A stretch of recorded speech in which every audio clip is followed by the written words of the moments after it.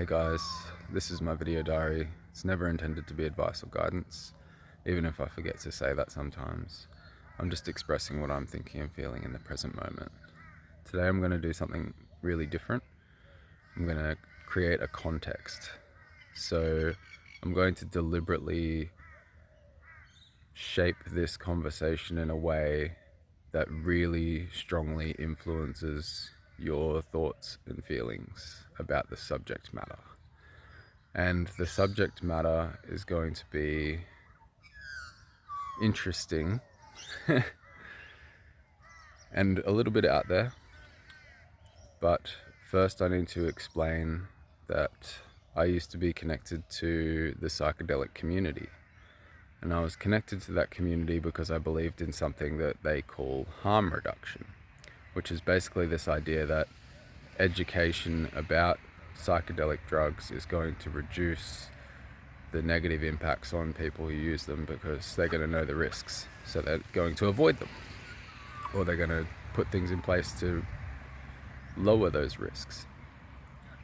But as I moved in the direction of that kind of content, along with all of the other mental health content that I was doing, it was just like a little piece of the puzzle. I thought, oh, people do a lot of these psychedelic drugs and it has an interaction with mental health, and it's a thing that not many people understand. So I'm going to record some conversations about that. I still have some conversations with people that have had a lot of different kinds of experiences on my main channel who have used psychedelic drugs, and they share like their own personal, like the impact that it had on them and how it influenced their recovery or like their path through life. But as I was working with more and more people in that quote unquote harm reduction community, what I learned was that basically harm reduction's gone out the window once people realize that they can make lots of money by encouraging mostly young people to use dangerous drugs. So there's a lot of young people out there with the anti-authority kind of fuck you, I won't do what you tell me attitude. Like, I just want to live my life. I was that young person too, so that like might have been like a little bit why I gravitated towards that community in the first place. And like basically just looking for an excuse or looking for some kind of like external permission, like it's okay to use these substances. And there's a huge community that's formed around psychedelics, and it's just like an echo chamber of like people encouraging each other to continue to explore and push the limits. And there's a lot of this sentiment that nobody else understands. If you haven't done psychedelics, then you can't comment on psychedelics. And there's a lot of like cul-de-sacs and like dead ends and loops in the psychedelic community that just prevent any mature discussion from taking place. And so one thing that has happened, like I'm not the only one who sort of was involved in that conversation and then realized like it doesn't matter how much I try to be serious about this and I try to actually have a positive voice in this discussion, because the biggest influencers in that space are so massive and their message is so diluted, and just like they're making funny jokes as they're giving their disclaimer, like, oh yeah, I've got to tell you that you can't do drugs, but really in this video we're going to do like 10 different drugs and we're going to compare like which one's the best drug. So like you can't really put your content next to that. Like you can't really sit at that table with that group of people without just being like people just seeing that picture. Like it doesn't matter who I am sitting at that table. So there's really no way to enter the discussion without becoming a part of the game, part of the circus, so to speak.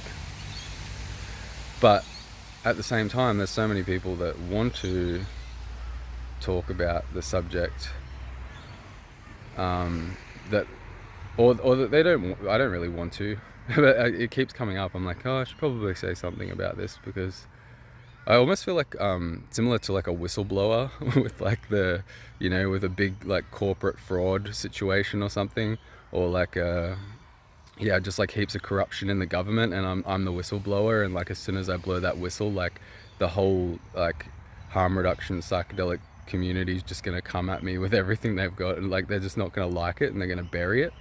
So like what I'm doing is like just staying well away from it, and I have my little comment here and there, and I just leave it at that. Like I don't have to have any authority in that discussion at all. Keep listening to whoever you want to listen to if you're a psychedelic person, but yeah, that's just to give you a bit of background about like why I am about to say what I'm about to say. So if you don't know what a psychedelic is, they are known for producing non-ordinary states of consciousness. Now there are a billion different ways I could have said that. Another word for psychedelic is entheogen, which roughly translates to connects you to the gods or connects you to the spirit realm.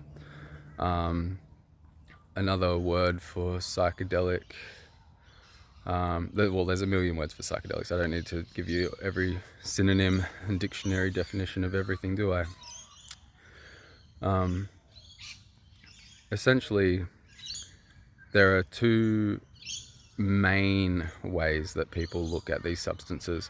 One is a heavily medicalized model, it's like mechanical, like chemicals in your brain are producing hallucinations and all of these effects like euphoria or depression, or like it's just changing your chemical state of your brain, and everything can be explained by that chemical interaction in your brain. Scientifically, we don't need to go any further.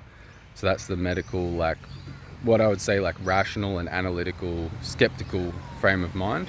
And then on the other extreme, there's like a whole spectrum in between. But on the other extreme, there's like these substances link us to a spiritual realm or another dimension, and we are able to access information from like gods, guides, angels, entities, life forms, like something else, like in these other dimensions. There's an intelligence that lives there, and we connect with that, and that has a lot to do with the experience that's produced. And there's been like legit scientific studies where they're looking at the frequency of how often people have a profound spiritual experience after taking a particular substance, and they find that it happens a lot. So in that sense, like that spectrum of like being skeptical or being like very open to experience, that it's kind of all meshed together as well, because a lot of especially the earliest research ever, the first Western colonial research was like Albert Hoffman, and he accidentally took a bunch of acid. Like that was the beginning of this thing, and then he had like the greatest time writing, like just doing his thing, and thought it was incredible. And like that sort of, it followed from there. Like that was the beginning of psychedelics in the West. And then like pretty much you read about a lot of the researchers, especially early days, Timothy Leary, Ram Dass, with their university research, like they were on the shit all the time. Every single psychologist, psychiatrist, like anybody that was involved in any kind of psychedelic research was doing it. And I don't know about modern people, but I'd say like a lot of people that are involved in psychedelic research and wanting to promote these, what they call tools, to the public, are like loving just the effect and the euphoria and like what they can change about themselves when they take these substances. So I would say like from the get-go, like you can't really trust the science. Like if you're a science person, like you can't be a science person and a psychedelic science person, like, because for like one example of a scientist that everybody knows that's outside of the psychedelic community is like DeGrasse Tyson, like pretty respected astrophysicist. He's been on every fucking podcast, he's on TV, done a bunch of everything, and he says like the brain barely works as it is, so I would never take a substance that's going to inhibit me in any way. Like that's his thoughts on it, as somebody who hasn't participated in actually taking the substances. Like if you want to have real psychedelic science, you got to have like, it's got to be real psychedelic science. You can't make this special psychedelic science where we all decide like you can't understand these drugs if you haven't taken these drugs. Like you wouldn't do that with any other thing. You wouldn't do a study on alcohol and like drink the whole time with all the participants in the study and just so that you know what they're experiencing. The point is I'm like an impartial, like objective judge on like what the effects are that we can measure here. Like of course, like with this particular substance, the argument is like you can't see what's happening inside the person, but they can report on that. There's heaps of ways we can scientifically measure that, but it's not about the science and like all that stuff. That's just another thing that I'm adding to the context that I'm creating here. Like there's all of this like contradiction that you can already feel within this field of like, or in this community, this subject, you know. And then if you want to get really deep into it, like I've also used the substances, so maybe I'm one of the, I don't know, like there's probably a bunch of people that have used them and then they just kind of like, they realize there's other stuff going on here and they get as far away from it as possible. I'm still looking at it going, nah, I don't know about this. So I want to report a little bit as somebody who has used them long ago and then had time to like years and years to let the effects dissipate and everything, and it's no longer in my system, and I've had a long hard think about like what was taking place, and I've asked questions and I've interviewed people and I've done like legitimate research of my own where I'm not just tripping off my head thinking that I'm unlocking the secrets of the universe. And so if you're of the frame of mind that we are accessing other dimensions when we take these substances, and we're actually like, something inside of us goes somewhere or something comes to us, we open up this wormhole to this other world, and there's other beings there, there's other life forms there. The thing that I wanted to say is like, from everything that all the books that I've read about people's experiences, all the reports that I've read, all of the experiences that I've had, all of the friends that I've observed while they're in that state, like, so I have the direct experience from different angles. I would say that the main characteristic of those life forms that come from those other dimensions, like just if you want to entertain the idea that that's even what's happening, you could still say it's just chemicals in your brain producing hallucinations and giving you this experience, and then when it wears off, it wears off. But it doesn't sometimes. That's the weird thing about it. Like, people have a psychedelic trip and whatever comes through, like, you can't argue that isn't staying with them for the rest of their life. Like it becomes a part of them, it affects them for the rest of their life. And like the rational scientific people call this like psychosis, or there's a myriad of new terms that have come out, like depersonalization is one of them, derealization is one of them, a bunch of stuff. But yeah, something takes place while they're using that substance, and if you want to sort of frame that as something from another dimension has come through, I would say that I'd categorize these life forms on other dimensions as like psychopathic. So what is straight up, what the first thing that came to my head is like, psych is almost directly translates to soul, and then what is the word psychopath? Like soul path, like you're creating a path to your soul, like that's what a psychopath does. And what are the most like impactful psychopaths do? They don't just, like, we've got the stereotypical image of a psychopath that just comes in guns blazing, burns everything down, tortures everybody and destroys the village or like whatever. But like a real like dark psychopath, like they're not gonna come in guns blazing and like just torture everybody. They put themselves in a position where they can do the most damage, you know? Like if you think about, I was going to use a specific example, and then I thought better of it because it was going to change the context, because then everybody who has a thought or an opinion about that particular person was going to, like, their context would change. So in this video, I'm not just playing with the context, like one individual context. I'm constantly thinking about how, like, everybody has their own internal creative reality. So all the thoughts and feelings that you're having about what I'm saying are going to be filtered through your own experience as well. Like, so if I say anything too specific, even using Neil deGrasse Tyson as a scientist, you might think like he's a great scientist, or you might think he's a poor scientist, and then that's going to change like everything else about the entire video. But a psychopath, an effective psychopath, will be really friendly with you at first. They create relationships with people. You're the best person in the world to a psychopath when you first meet them. They're going to wine and dine you. They're gonna give you everything you ever wanted, the best experience ever. And part of you is going to be going like, I don't know about this. I don't know why this person's being so nice and so gracious, and like why, like it's just, this is too good to be true, the thoughts that are going to be in your head. But by the time you start to kind of pull away, it's too late. The psychopath has already got their fingers, their claws into you, and you're sort of trapped in that dimension.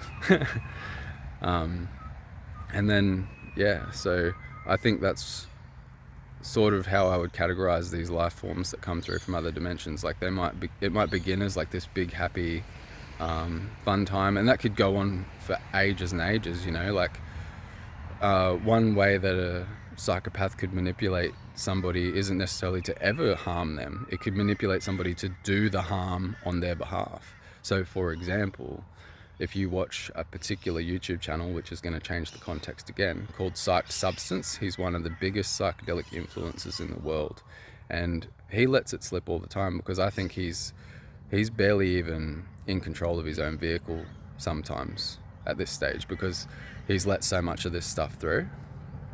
But if you watch him, like, he often has talked about, like, maybe in private conversations as well, like, that have reached me through other means, but like other things telling him to do stuff, like a DMT entity told him to start his YouTube channel. So that's what I'm talking about. Like a really effective psychopath might sink their claws into somebody and give them everything they want, and then influence them to do the harmful impact on their behalf. Like a really good example of that, which is going to change the context again, is the famous Jigsaw movies, like Saw 2, Saw 3, where it's like, I want to play a game. And then he puts all these people in a room, and they've got to choose between like extreme violence and horror and harming themselves or dying. Like they lose their life if they don't go through these horrific challenges like that. So Saw never kills anybody. Saw makes the people do it to themselves or to each other. That's a really effective psychopath. So these life forms that are coming through from other dimensions, it's sort of what they're doing to the world in a way. Like they come through, they'll get a hold of people. Some people, they'll just rip them apart and they'll put you in a psych ward. Some people, they'll give you everything you want and they'll influence you, and they'll get you to go out and commit, like bring more people into their dimension so that they can create havoc that way. Like, so this was a little experiment, right? I'm not going to go any further, but just think about how, for a start, like where's your head at right now? Like how much of this, like as we went further and further into it, did you become more skeptical or did you become more open-minded? Like, are you now like fully invested in this particular story, in this context that I've created around the story? Because I could have created a totally different context. I could have changed the context to like, this is a beautiful, exciting thing, and everything is great. And I could have used different examples that supported that that psychedelics were great and they were going to heal the world and everything like that.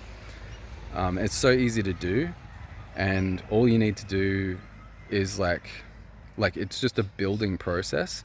And if you can keep somebody's attention while you're building that context around them, by the end of it, like they've been influenced way more than they realize they have been.